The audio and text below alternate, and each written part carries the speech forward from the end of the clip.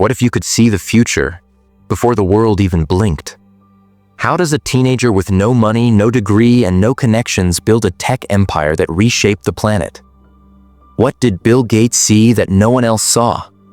In the early 1970s, computers were nothing more than giant machines locked inside corporate basements, huge, expensive, and inaccessible to the common man. They weren't personal, they weren't portable, and they definitely weren't profitable for someone who wasn't already a billionaire. So how did Bill, a nerdy kid from Seattle, end up creating Microsoft, the backbone of every modern computer? Bill was just 13 when he wrote his first software. But what makes a kid ignore the playground and fall in love with machines? While others were dreaming of toys and games, he was dreaming of a digital world where computers would live in every home. He wasn't just coding. He was predicting the future. In 1975, he saw an article about a new microcomputer called the Altair 8800. It was basic, raw, and almost unusable to the average person. But to Bill, it was a signal. Was this the beginning of a revolution no one else noticed? While others waited for tech giants to make the next move, Bill picked up the phone and offered to build an operating system for the Altair, even though he hadn't written a single line of code yet. Yes. Who promises a product that doesn't exist and then delivers it within weeks? That's not arrogance. That's vision. He stayed up nights. He worked with Paul Allen. Together, they built BASIC, the first step toward what would become Microsoft. That one bold call didn't just get them a client. It gave birth to an empire. But this was just the start. The real genius? Bill didn't just want to sell software. He wanted to make it essential. What if your product becomes so important? The world can't function without it. That's what he aimed for. He imagined every home, every office, every school with a personal computer running Microsoft software. And he made it happen. Years before the world was even ready, he had already placed his bet. And the result? Microsoft became the category king. He didn't just ride the wave of technology, he created the wave. While others asked, will computers become a thing? Bill asked, how can I own that thing before it starts? This is not luck. This is not coincidence. This is razor-sharp business foresight.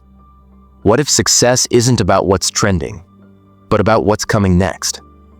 Bill Gates didn't sell a product. He sold a future. And that is how legends are born. What if winning the market wasn't enough? What if the real game was owning the market itself? While most entrepreneurs were busy trying to be better than their competitors, Bill Gates was asking a far deeper question. What if there's a way to make sure no one else can even enter the game? He had already created Windows, but building a software wasn't enough. He wanted to build a monopoly. He didn't want Microsoft to be just another company. He wanted it to be the default, the standard, the air that every PC needed to breathe. So he made one move that flipped the entire industry. He went to computer manufacturers and said, pre-install Windows on every machine you sell. No choice, no questions, just Windows. But why would companies agree to give control of their machines to someone else's software?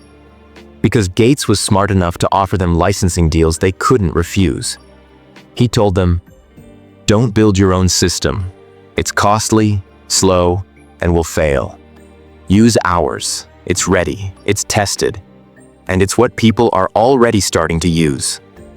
The moment they agreed, Bill didn't just sell software. He created a trap that looked like convenience. Now, every time a person bought a PC, Microsoft got paid, without even lifting a finger. What if your product became so necessary that others had to carry it just to survive? That's what Windows became. Then came Microsoft Office, Word, Excel, PowerPoint, and he tied them all to Windows. Now, if you had one, you needed the other. He wasn't building products. He was building an ecosystem, one where leaving Microsoft was like leaving oxygen. Could you really compete with someone who doesn't just sell tools, but controls the toolbox itself? Developers had to build apps for Windows, businesses had to buy licenses in bulk, and students had to learn Word to survive school. Microsoft was everywhere, and by the time competitors realized it, they were too late. Gates had done what only a few in history ever managed to do. He made Microsoft the invisible infrastructure of the digital world.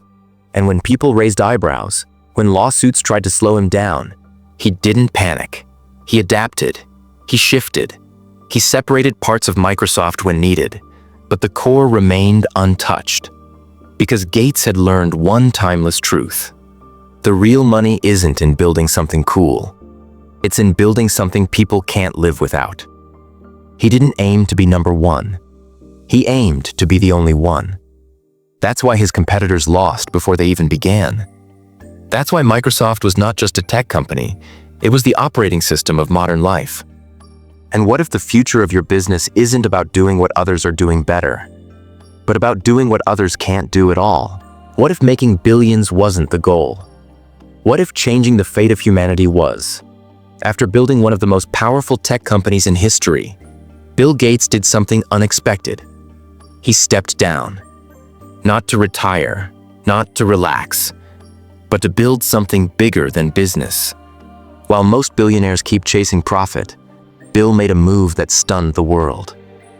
Why would a man who already owned the software world suddenly turn to toilets, vaccines, and farming? Because Gates had already conquered one mountain, and now he wanted to save the entire valley below.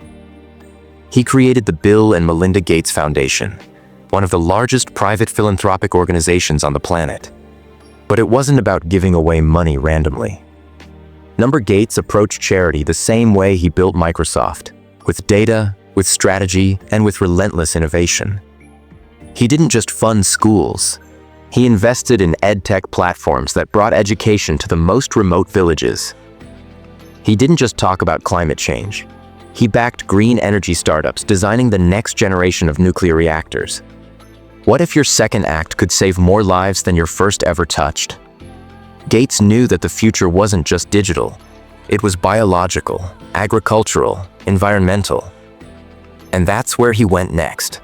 He poured resources into health tech, creating low-cost vaccine delivery systems and funding research to eliminate malaria. He explored agri-tech, helping small farmers increase crop yields in drought-hit areas. He even invested in AI for productivity, making sure the digital divide didn't leave developing countries behind. All this wasn't random. It was targeted, calculated disruption. He was solving problems that governments ignored and corporations avoided. Who takes their billions and bets them on clean toilets in Africa or disease tracking in India? Someone who doesn't just want to be rich, someone who wants to be remembered. Bill used his capital not for comfort, but for contribution. And while critics whispered, saying, "He's trying to play God," the people he helped saw something else. A man using his privilege to protect the powerless. He proved that business is not just about money, it's about meaning. What if the greatest ROI isn't in revenue, but in the number of lives your work can change? Gates didn't start these businesses for headlines. He started them because he saw what others ignored, that the next trillion-dollar solutions would come from solving trillion-dollar problems. And he's still not done. From AI-driven classrooms to lab-grown meat, Gates continues to fund the future we all have to live in. So if you think impact can't be profitable, think again. He made billions in tech, but he's spending them like a man who knows legacy is louder than luxury. What if your business could become the blueprint for a better world? If you believe your idea can change lives, don't just dream, build it like Gates. Subscribe now for more billionaire blueprints, powerful mindsets, and the untold secrets behind business legends. Because if you're not building impact, you're just building noise.